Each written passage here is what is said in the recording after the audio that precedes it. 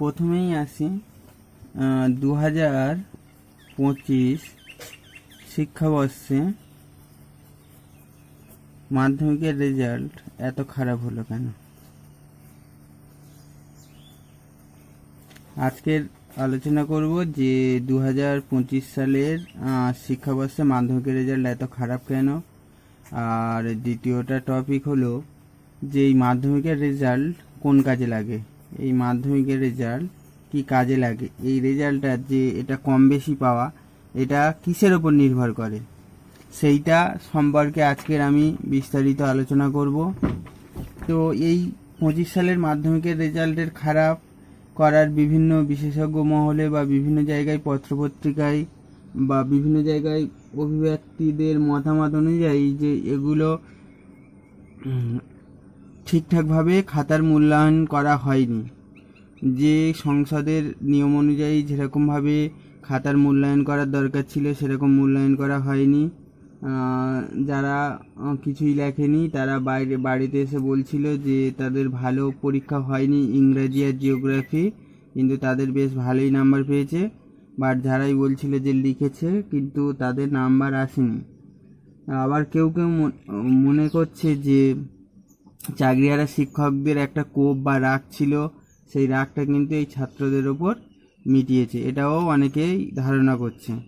তো এই গেল প্রথম ব্যাপার। আর যাদের রেজাল্ট খারাপ হয়েছে তাদের এই নিয়ে বেশি চিন্তা করার দরকার নেই। এই মাধ্যমিকের রেজাল্ট তোমাদের জীবনের গুরুত্বপূর্ণ অংশ নয় যে মাধ্যমিকের রেজাল্ট ভালো করলে মানে জীবনে সাকসেস পেয়ে গেলে, এটা কোনো ব্যাপার নয়। মাধ্যমিকের রেজাল্ট জীবনের সাকসেস নয়। তো তোমাদের এইবার দ্বিতীয় টপিক আসি, মাধ্যমিকের রেজাল্টটা কী কাজে লাগে।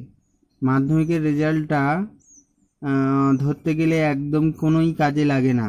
মাধ্যমিকের রেজাল্ট যে তুমি কোনো রকমে পাস করলে সেটা ঠিক আছে, কিন্তু পাস করার পরে ফার্স্ট ডিভিশন পেলে, হাই ডিভিশন পেলে, লেটার পেলে বা স্টার মার্কস পেলে, এটা কিন্তু কোনো কাজে আসে না। শুধু এক জায়গায় কাজে আসে।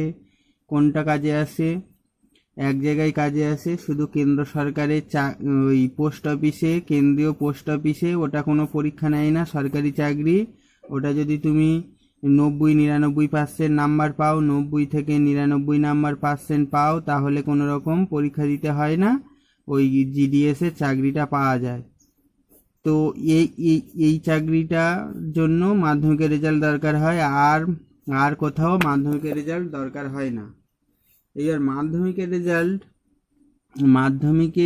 রেজাল্ট যে তুমি A+ পেলে, AA+ পেলে, এগুলো কোনো ম্যাটার করে না। সরকারি চাকরির পরীক্ষায় ন্যূনতম তোমার দেখে যে তুমি পাস কি ফেল। পাস হলেই হবে। মাধ্যমিকে কোনো রকমে পাস হলে তুমি যে কোনো সরকারি পরীক্ষাতেই বসতে পারবে। যেসব সরকারি পরীক্ষায় মাধ্যমিকের যোগ্যতায় দেয়া যায় সেগুলো দেওয়া যাবে। তো আজকের আমার এইটাই ভিডিও ছিল। তোমাদের যাদের রেজাল্ট খারাপ হয়েছে তারা চিন্তা করো না, তারা উচ্চ মাধ্যমিকে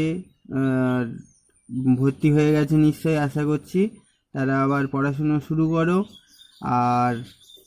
আর এরকম বিভিন্ন আপডেট পেতে বা ক্লাস 11 আর ক্লাস 12-এর বিভিন্ন আর্টসের বিষয়ে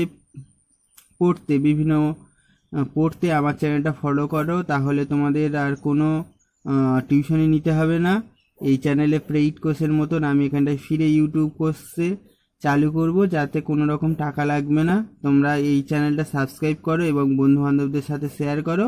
পরবর্তীতে যেসব ভিডিও আসবে সেসব ক্লাস 11 আর ক্লাস 12 সেমিস্টার সিস্টেম সেই বিষয়ে বলবো। ধন্যবাদ সবাইকে। ক্লাস 11 আর এবার ক্লাস 12 সেমিস্টারটা কি বা কেন আমরা করব সেই বিষয়ে আমি একটা পরে ভিডিও আনবো, তার জন্য সাবস্ক্রাইব করে রাখো।